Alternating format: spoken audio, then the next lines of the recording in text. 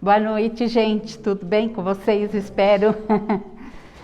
Bom, hoje, como ela falou, né, nós vamos discorrer sobre esse assunto que do Livro dos Espíritos, na introdução e da identificação dos espíritos, e ele está na introdução da doutrina dos espíritos, e é no item 12 desse livro aqui, que foi o primeiro livro da codificação espírita, lançado em 1858, a segunda edição. E aqui esse livro, ele é feito de perguntas e respostas que Allan Kardec recebia de inúmeros espíritos de vários lugares do globo, e que ele ia fazendo um estudo, um filtro, e depois ia registrando as respostas que eram semelhantes e que tinha a ver com a pergunta, né? E com isso, então, ele lançou esse livro, que é um dos mais básicos da doutrina, que nos dá a condição de entender muito bem sobre ela, tá? E então, um dos assuntos que ele colocou nessa introdução é a respeito de como identificar a identidade de um espírito que está se comunicando. Essas comunicações dos espíritos, elas acontecem desde os primórdios da humanidade, mas aconteciam de modos diferentes. Mas elas foram ditas comunicação com essa metodologia pelo Espiritismo, que Allan Kardec codificou. Então, na Bíblia já existem muitas passagens que relatam dessa comunicação com os espíritos.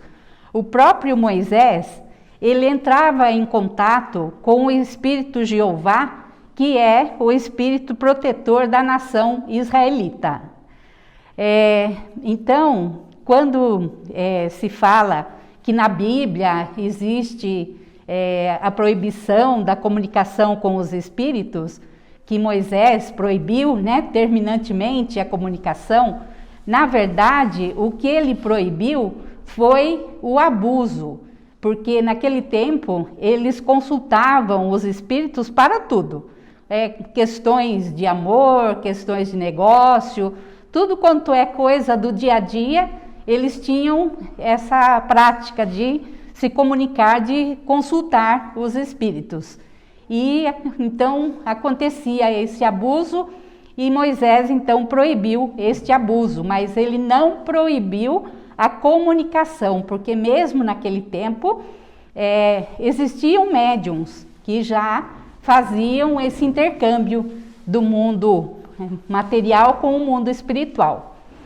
E na Bíblia ainda relata que no dia de Pentecostes, todos os apóstolos foram inspirados pelos Espíritos, e ocorreu aí a maior sessão coletiva de mediunidade que se pode dizer na história religiosa do mundo.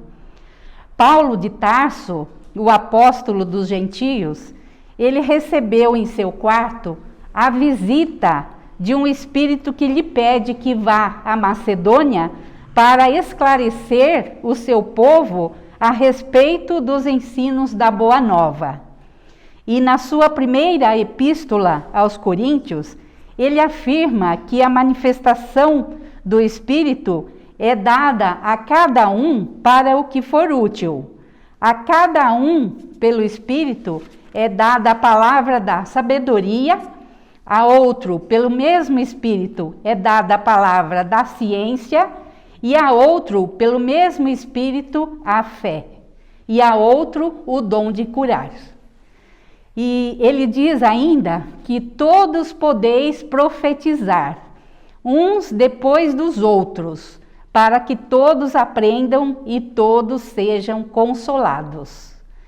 Na nossa atualidade, não é mais possível se fazer silenciar as vozes dos espíritos, porque estamos vivendo os tempos de que o profeta hebreu Joel falou, o Espírito será derramado sobre toda a carne. Época em que as pedras falarão. As pedras se referindo aqui às lápides dos túmulos. Então, no sentido alegórico, os espíritos que um dia habitaram os corpos que se encontram enterrados debaixo dessas pedras. Então, hoje em dia, a gente pode ter a comunicação dos espíritos, mas a gente precisa saber identificar quem são esses espíritos, porque sabemos que, como no nosso mundo aqui existem pessoas de todas as índoles, no plano espiritual não é diferente, né? Lá também existem os mistificadores, os brincalhões, os embusteiros. Então existe toda a ordem de espírito que, se a pessoa for meio ingênua e for acreditando em tudo, ela acaba achando que recebeu uma grande mensagem e vai fazer coisa que, em sã consciência, ela não faria, né? Se ela fosse analisar bem, com lógica, aquela mensagem, ela não iria fazer aquilo que o Espírito mandou, porque ela pode pensar que não vem de Deus, não vem do bem, aquele Espírito, né? Então, Allan Kardec orienta muito a todos que querem se engajar no Espiritismo e conhecer essa questão da comunicação dos espíritos. Ele nos orienta o estudo profundo e prolongado, porque não é da noite para o dia que a gente vai, né, conseguir entender como se dão essas comunicações e como identificar esses espíritos que estão se comunicando. Então, aqui na introdução, ele fala a respeito, depois nas perguntas ele vai falar de novo. Tem o livro dos médiuns, que também vai falar a respeito, até com mais profundidade. Então, quando a gente tem interesse por esse lado do espiritismo, a gente precisa realmente estudar. E quando a gente vai numa casa espírita ou num terreiro de umbanda, né, que é onde também há bastante a comunicação espírita, também tem essas pessoas que dizem ler mãos e uma série de médiums, né, que às vezes aparece por aí. A gente precisa ter noção se aquele médium que está transmitindo aquela mensagem através da psicofonia, que é a fala, através da escrita, porque a mediunidade ela se manifesta de várias formas, né? E todo mundo tem um pouquinho, pelo menos, de mediunidade. E tem algumas pessoas que se destacam na mediunidade quando essa mediunidade para ela vem como uma missão. Ela já assinou lá no plano espiritual um contrato, né, para que viesse para desenvolver essa mediunidade como uma forma de ajudar, de consolar. Porque é esse, na verdade, o objetivo de uma comunicação espírita. E aí a gente pode lembrar do Chico Xavier, né? Que tinha aquelas caravanas, até nós chegamos a ir lá 2 vezes. A gente ia lá e muitas pessoas, aliás, todo mundo podia colocar o nome no caderno lá de quem queria receber a mensagem de um parente desencarnado. E aí, na hora da sessão, enquanto era feito o evangelho, ele ia escrevendo as cartas que vinham daqueles parentes das pessoas que estavam lá. E nessas cartas, a pessoa vinha falando o nome e vinha falando detalhes que só a família conhecia. E o Chico não tinha como saber, né, dos detalhes, porque ele estava vendo a pessoa pela primeira vez, como é que ele ia saber, né? Então, ele escrevia essas cartas para as famílias e geralmente pai, mãe principalmente, né, que fica muito não fica nada consolada com a morte de um filho. E então eles ficavam consolados porque, na verdade, é esse o objetivo de uma comunicação espírita. A maioria dos livros que nós temos espíritas, da codificação, foi escrita pelos espíritos, e muitas das literaturas, romances espíritas, e o próprio Chico Xavier, né, escreveu vários livros, mais de 400, tudo através dos espíritos. O Emmanuel, acho que todo mundo conhece, né, sabe que era o guia principal dele. E agora o Divaldo Pereira Franco também tem a sua mentora, a Joana de Ângeles, que está sempre escrevendo artigos, livros, romances, através da mediunidade dele. E a gente, assim, como se diz, na surdina tem muitos médiuns por aí fazendo esse trabalho, mas não tem o destaque desses dois que eles vieram como uma luz para o mundo, né? Porque tanto o Chico quanto o Divaldo, o Chico já cumpriu sua missão e já foi embora lá para outro plano. O Divaldo continua aqui e ele divulga o espiritismo para o mundo, não é só para aqui nós brasileiros, né? Ele vai para o mundo divulgar a doutrina espírita e essa comunicação. E ele tem muitas histórias muito bonitas para contar, né? Então, voltando aqui ao nosso tema da identificação, Kardec fala aqui nesse livro que como que a gente pode identificar esses espíritos que estão se comunicando. Não tem como pedir uma carteira de identidade para eles, porque eles já nem têm, né?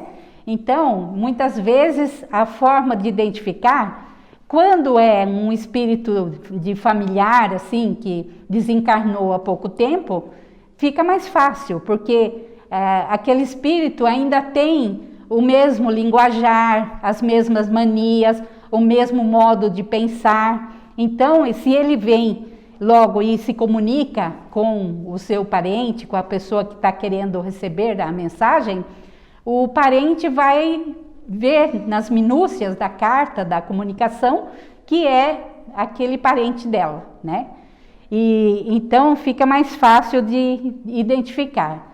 Agora, quando é uma mensagem coletiva, e assim, por exemplo, aqui, se eu fosse receber um espírito aqui agora, mas esse espírito vem dizendo que é um Sócrates, é um Napoleão, é um Carlos Magno, alguma figura de destaque da sociedade aí, da nossa história, será que dá para acreditar, né?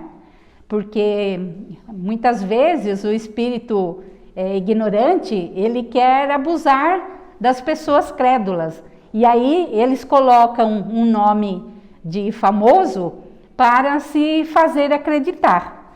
E aí, conforme a linguagem que ele vai se manifestar, se expressar, se for de uma forma séria e se pela história que se conhece daquele personagem, ele se expressar de modo correto, como ele era, aí até que dá para acreditar, senão a gente tem que descartar, né? Porque fica bem claro que não é verdadeiro aquele espírito. Então, porque assim, os espíritos, logo depois que eles desencarnam, eles mantêm o mesmo pensamento, a mesma forma de pensar, e no caso, até o Chico Xavier tem umas histórias que acho que até vocês devem conhecer, até a caligrafia, a assinatura é a mesma. Teve um caso bem interessante do Chico Xavier, que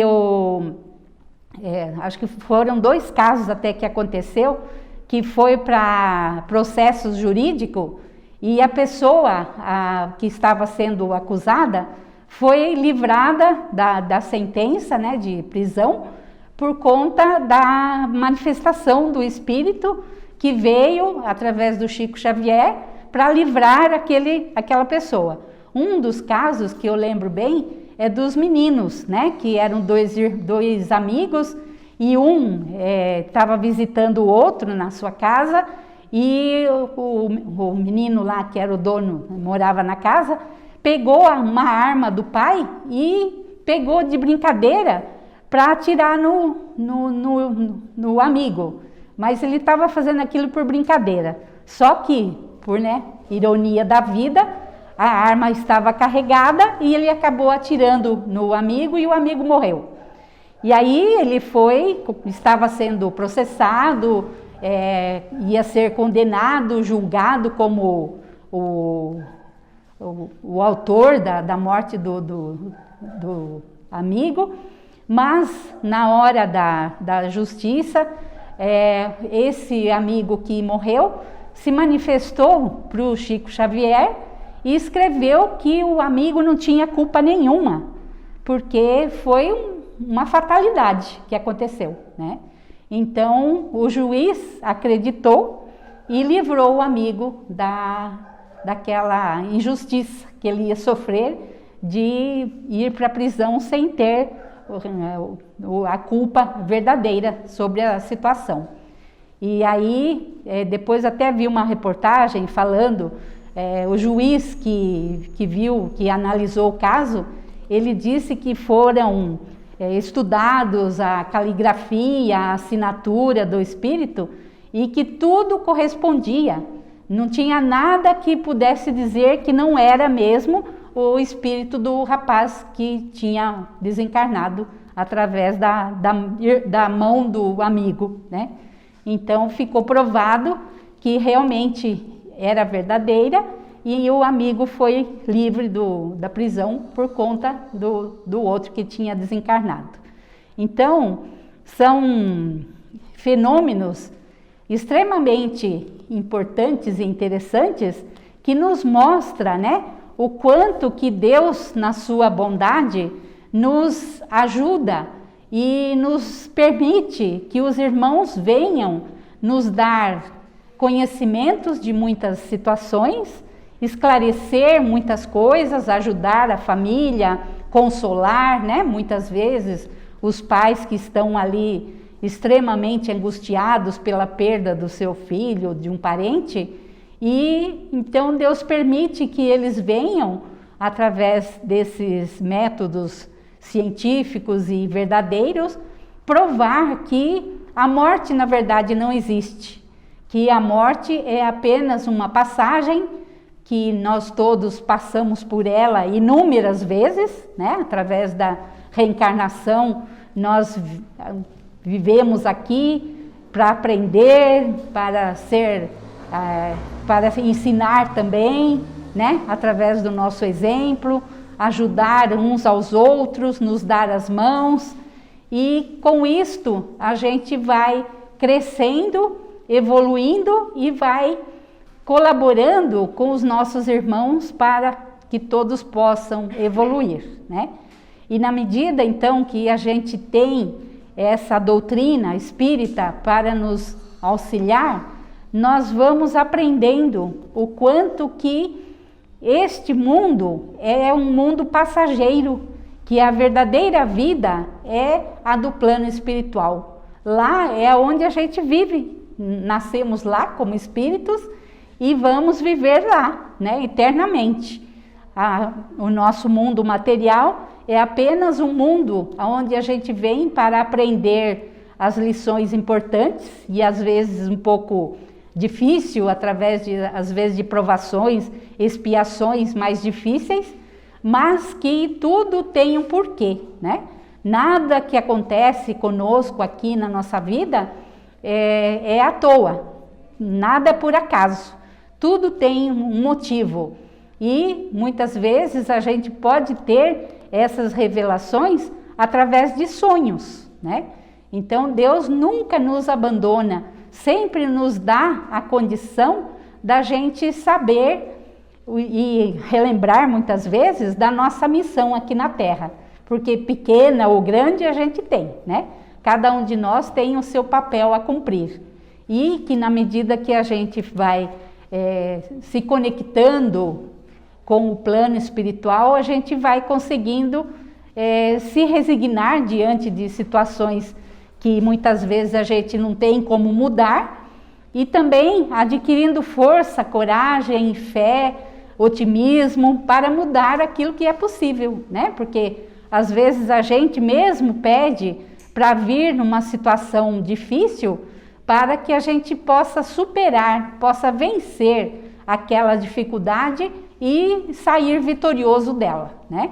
Porque muitas vezes a gente já teve vidas melhores aqui no plano espiritual, aqui no plano material, e não soube aproveitar, né? Oportunidades que a gente desperdiçou, estudos que a gente não fez, que poderia ter feito, uma série de oportunidades que a vida nos dá e às vezes a gente, por preguiça, comodismo, por estar numa zona de conforto, a gente não aproveita. Aí quando desencarna, vem a consciência daquilo que poderíamos ter feito, e aí a gente pede para voltar para cá, para cumprir com aquilo.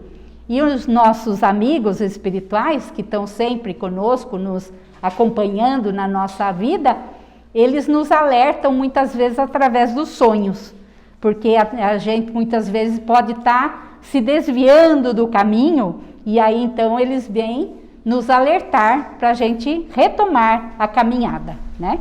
E aí então, através dessas comunicações dos espíritos, a gente consegue muitas vezes ter esses alertas.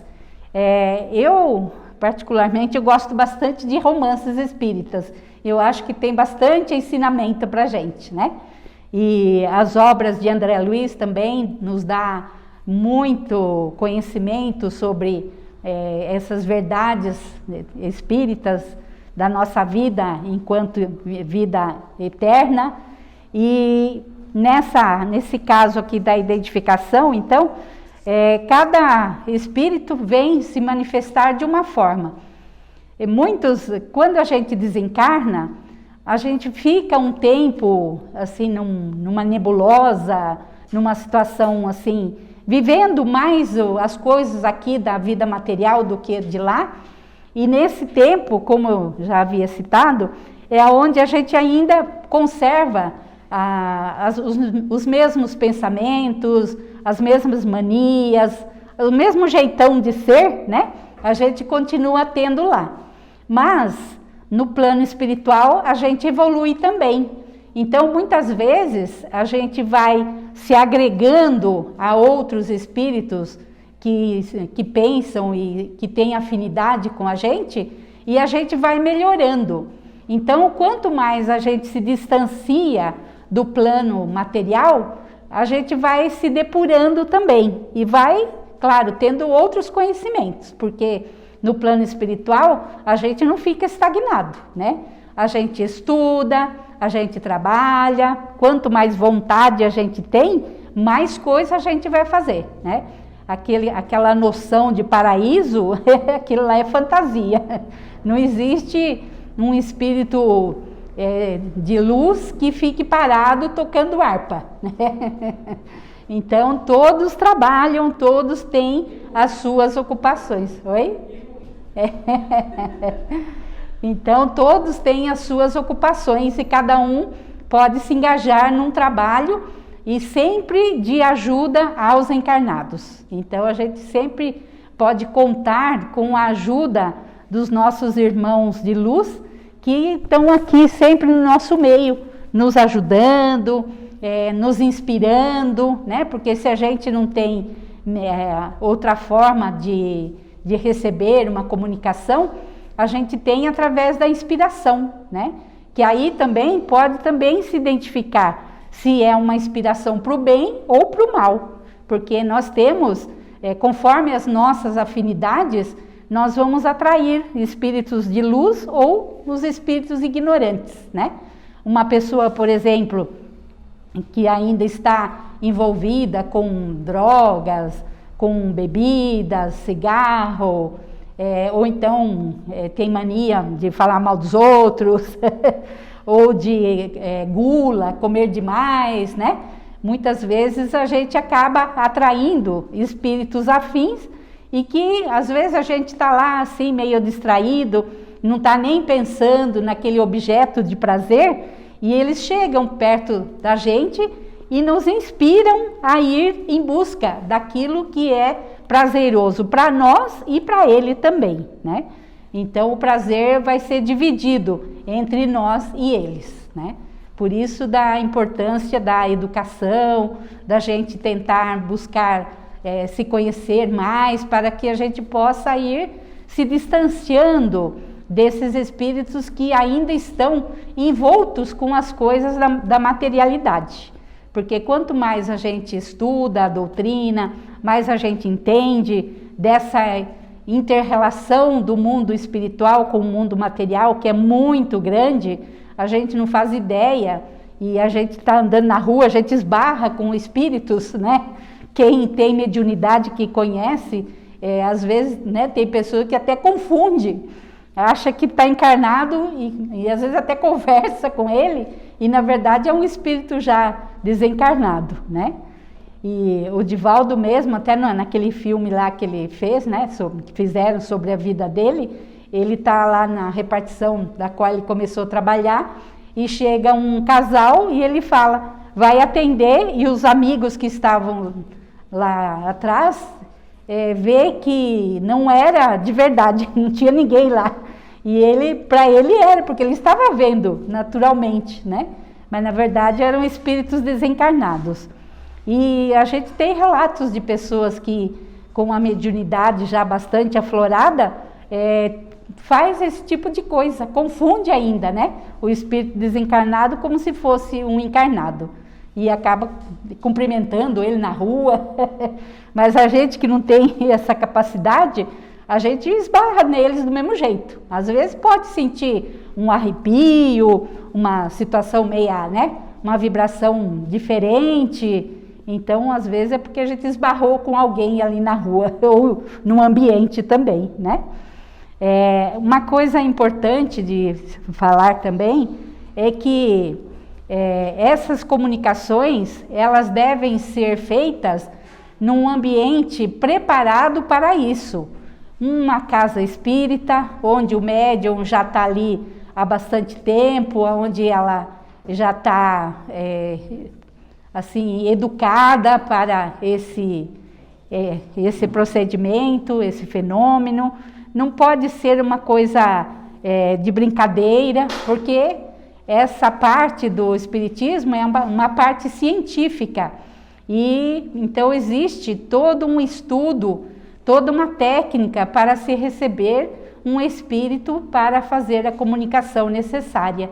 Então é importante que as pessoas tenham essa seriedade de querer saber aquilo que realmente importa, né? E não ser uma coisa muito assim sem seriedade, muito frívola. Porque se a gente vai querendo saber, vai numa casa que a gente sabe que tem esse tipo de comunicação e chega lá com interesse de uma coisa que não é muito séria, às vezes pode acontecer de receber uma mensagem que não condiz à verdade. E aquilo, ao invés de ajudar a gente, vai atrapalhar, né? Porque a gente vai ficar, às vezes, até descrendo do espiritismo por achar que o espiritismo não é uma ciência, uma religião, uma filosofia verdadeira. Mas, às vezes, é um instrumento que se utilizou, o objetivo daquela comunicação é que não era séria, por isso que acabou acontecendo esse tipo de situação, né? Porque, como eu falei, os espíritos, quando eles vão evoluindo no plano espiritual, eles se agregam a um grupo de espíritos de luz, e que muitas vezes um espírito daquele grupo vem se comunicar, dar orientações importantes para as pessoas, e que muitas vezes ele até fala que é uma pessoa que representa o grupo, porque quando a gente vai desenvolvendo no plano espiritual, nós vamos perdendo essa identidade da última reencarnação, né? Porque como a gente já se reencarnou muitas vezes, quando a gente já é um espírito, não tem mais interesse de se manifestar como, no caso eu, né, Zeli. Então eu já não sou mais Zeli, eu já fui Zeli, Maria, João, Fernando, né? Porque em cada reencarnação a gente vem conforme a necessidade do nosso espírito, num corpo de homem, num corpo de mulher, e então chega lá num ponto da evolução que esse personagem já não tem mais a importância que tinha e que a gente dá aqui ainda no plano material, né? E então há espíritos também de assim autores, escritores, que muitas vezes eles vêm se manifestar e criticar a própria obra daquilo que ele escreveu. Existe até, eu não sei muito ao certo, mas o Santo Agostinho, quando ele era ainda um apóstolo, né, da igreja, ele escreveu algumas coisas que não condizia muito com a espiritualidade. E depois, quando ele partiu para o plano espiritual, que ele conheceu a verdade real, ele veio para esclarecer aqueles pontos que ele não tinha deixado claro aqui, que ele mostrava até que era contra, né, esse lado do espiritismo. E ele tem muitas mensagens no próprio Evangelho segundo o Espiritismo. Existem muitas mensagens de Santo Agostinho. Então, há várias formas de entendermos que o espírito é realmente um espírito de verdade. E quanto mais a gente puder estudar sobre isso, a gente vai ter essa capacidade maior. Mas o que importa é saber também, e isso é uma das bases, que o espírito, quando ele é bom, ele vai falar de um modo mais tranquilo, com seriedade, com lógica, com calma. Ele vai dar orientações importantes para o grupo ou para uma pessoa que seja. Ele vai falar de um modo que é mais acessível à pessoa, e ele não vai, quando é o espírito mau, por exemplo, o espírito mau ele pode ser até melindrado, se você perguntar, porque dá para ter nessa conversa com os espíritos, e se perguntar alguma coisa para ele que ele não goste, ele já vai ter uma resposta mais ríspida, ele vai falar de um modo que a própria vibração da forma como ele fala já vai ser inquietante, no mínimo, né?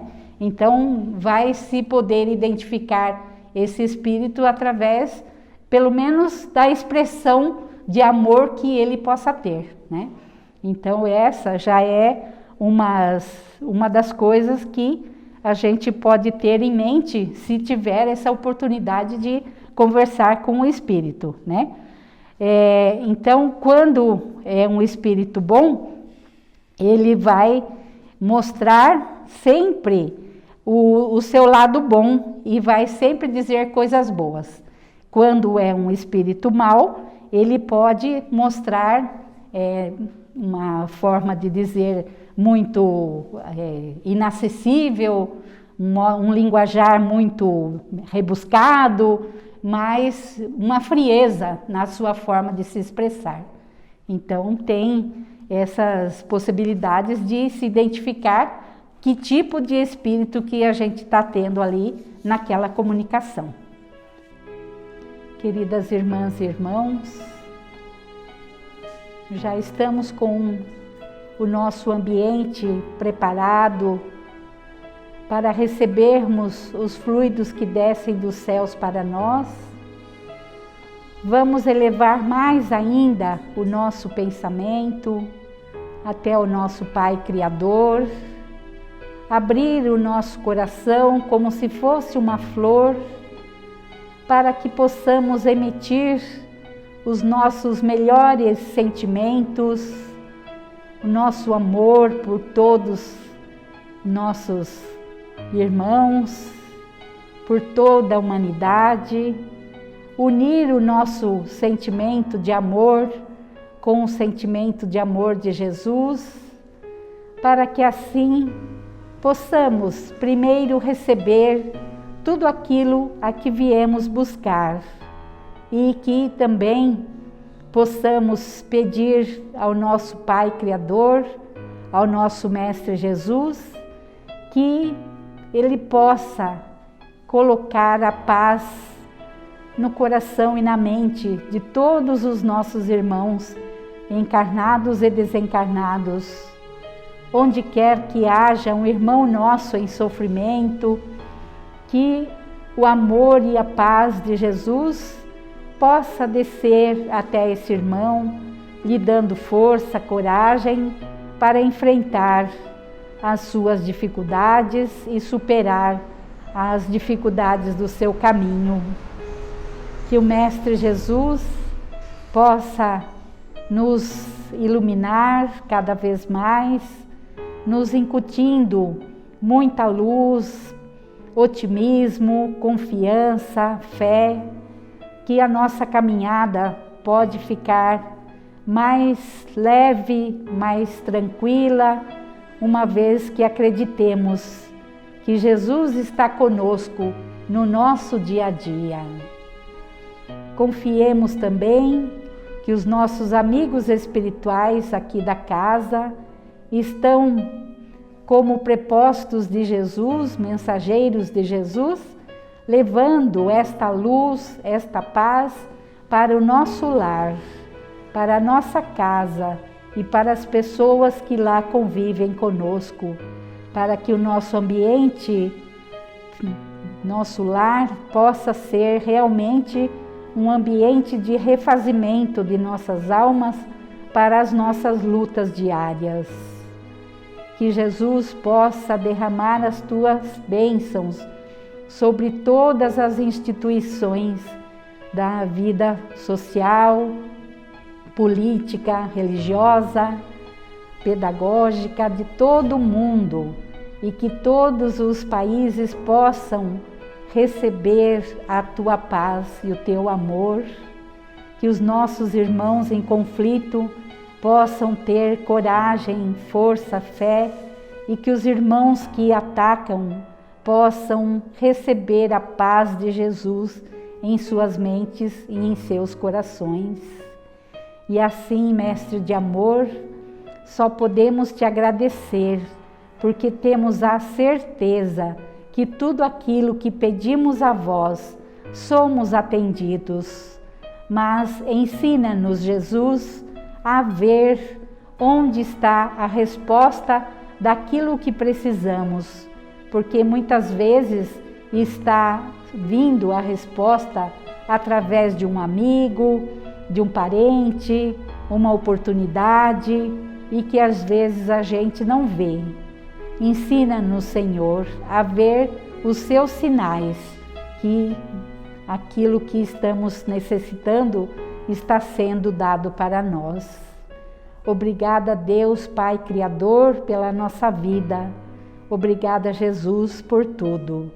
Que os nossos amigos espirituais desta casa possam nos auxiliar, e somos gratos a eles também por todo esse carinho, esse aconchego, e por nos receber e nos auxiliar em tudo o que necessitamos. Graças, Senhor Jesus.